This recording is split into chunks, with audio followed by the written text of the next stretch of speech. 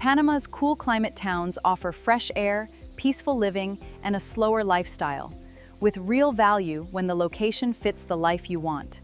This Panama Cost of Living series shows you where your money goes, from the city to the beaches to the mountains and the practical towns in between.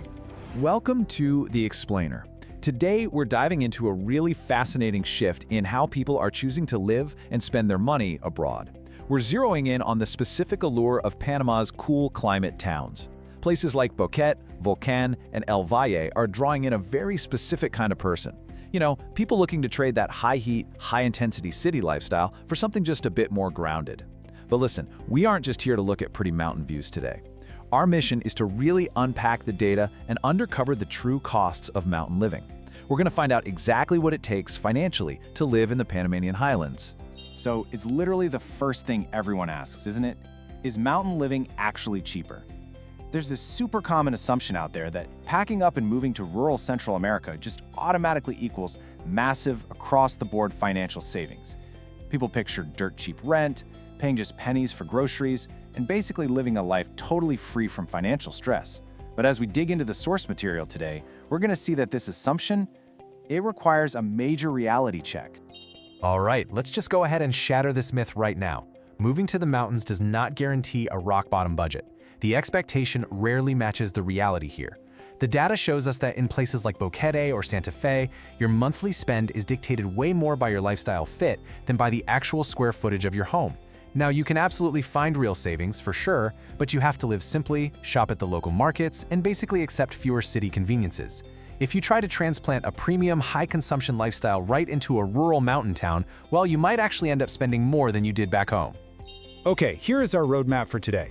We'll start with the mountain living myth, then move into the new cost logic, look at a tale of 5 towns, uncover the hidden mountain taxes, and finally ask, who belongs in the Highlands? Let's jump straight into part 1, the mountain living myth. So why are people packing up and heading to these highlands in the first place? Well, they're actively choosing these towns to escape the high-rises, the luxury malls, and those jam-packed social calendars. They want fresher air, a lower daily intensity, and just more nature. It's a lifestyle that honestly feels a lot easier on the body. And this is absolutely crucial for our cost analysis because this slower rhythm naturally reduces your daily spending. Think about it. You simply aren't surrounded by premium restaurants, delivery apps, and endless shopping centers constantly tempting your wallet every single day. Which brings us to section 2, the new cost logic. If you're coming from a major city, you really have to hit the reset button on how you think about your budget. The biggest, most immediate monthly savings? They start right at the thermostat. In Panama City, running the AC can easily be your absolute largest utility expense. But up in the cool climate highlands, many homes just rely on ceiling fans and open windows. Because of this, your electricity bill can drop to a highly manageable $35 to $90 a month for a couple. You're essentially using the geography itself to cool your home for free, which makes daily life way more comfortable if you're someone who really dislikes the sweltering heat. But here is where the logic really shifts when it comes to food. If you can adapt to a modest local lifestyle, shopping at agricultural markets, buying the local produce, grabbing a quick $6 local lunch, a couple can easily keep their monthly grocery budget between $450 and $700. But if you refuse to let go of your premium imported lifestyle, things change really fast. If you insist on having your imported cheeses, specialty coffee, almond milk, and organic packaged snacks, you are going to pay a heavy, heavy premium. And that brings us to this eye-popping number right here, $1,100. That is the potential upper limit for a couple's monthly groceries in an expat hub like Boquete if their shopping cart looks exactly like it did back in North America or Europe. It's wild, right? The cool weather does not automatically mean low cost. The more your lifestyle depends on familiar, imported brands from back home, the less affordable these mountain towns will suddenly feel.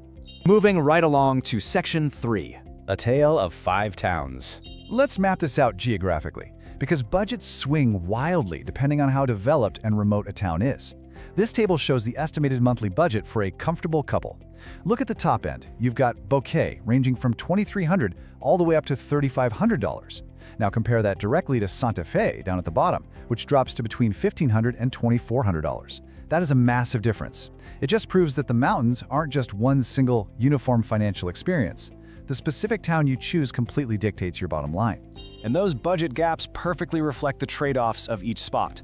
Boquete gives you the most developed expat hub. You get bilingual services, cafes, real estate agencies, the whole shebang.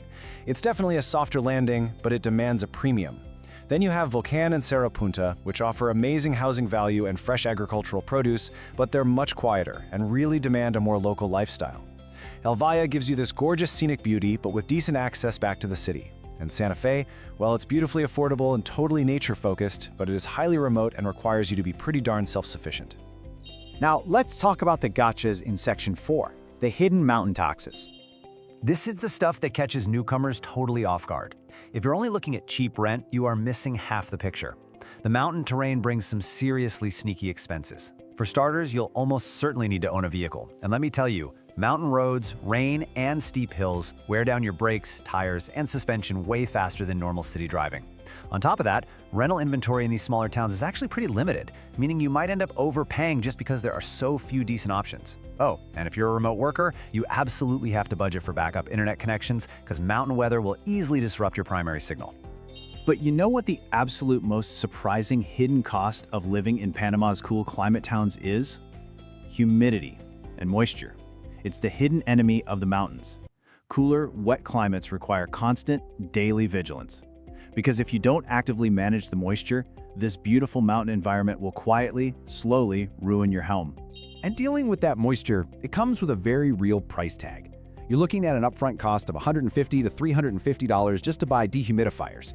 Then you've got to factor in $25 to $150 a month in general property and drainage maintenance, plus another $10 to $30 a month for those disposable moisture absorbers. To be clear, these aren't optional luxury upgrades. These are absolute necessities to protect your health from mold and to stop your electronics, your clothing, and your furniture from being completely destroyed by the dampness. Then there's the cost of the geography itself, $300. This is the potential upper limit you need to set aside every single month purely for medical travel and major errands. Look, while towns like Boquete have great routine clinics, if you need a specialist, advanced imaging, or a major hospital, you're traveling to a larger city like David, Santiago, or even all the way to Panama City. And the fuel, the tolls, the parking, hotel nights, meals on the road, it all adds up incredibly fast, quickly eating into whatever savings you thought you made on your rural rent. Finally, we arrive at Section 5, who belongs in the Highlands? So what's the final verdict from all this data? Well, the Panamanian Highlands are absolutely perfect for nature lovers, for retirees looking for a tight-knit community, and remote workers who just want a lower-key, garden-focused routine. It's for people who love walking, cooking at home, and browsing local markets. But it is absolutely not for people who crave a bustling nightlife, luxury malls, or infinite restaurant choices. If you hate driving on winding rural roads in the pouring rain, or if you have health conditions that require frequent, immediate access to specialist hospitals, honestly, a move to these cool climate towns will probably just make you miserable. So I want to leave you with this one question to really chew on. Does your lifestyle fit the altitude? The savings in Panama's cool climate towns are very, very real, but they demand adaptation. You basically have to trade city convenience for mountain self-sufficiency. So are you truly ready to change your shopping habits, battle the mountain moisture, and embrace that slower rhythm for the beauty of the Highlands? It's a fascinating trade-off, and one that requires a really honest look at how you actually want to live. Thank you so much for joining me for this explainer, and I'll catch you next time. Join iGo Panama, the largest community of tourists and expats in Panama, for access to free resources, our private Facebook group, and our verified directory. If you found this helpful, explore more on iGo Panama. Visit and join www.igopanama.com/join. Moving to Panama, but not sure about the costs? In this 6-part series, we break down the real cost of living, so you can choose the region that fits your budget. This is Live Better for Less in Panama.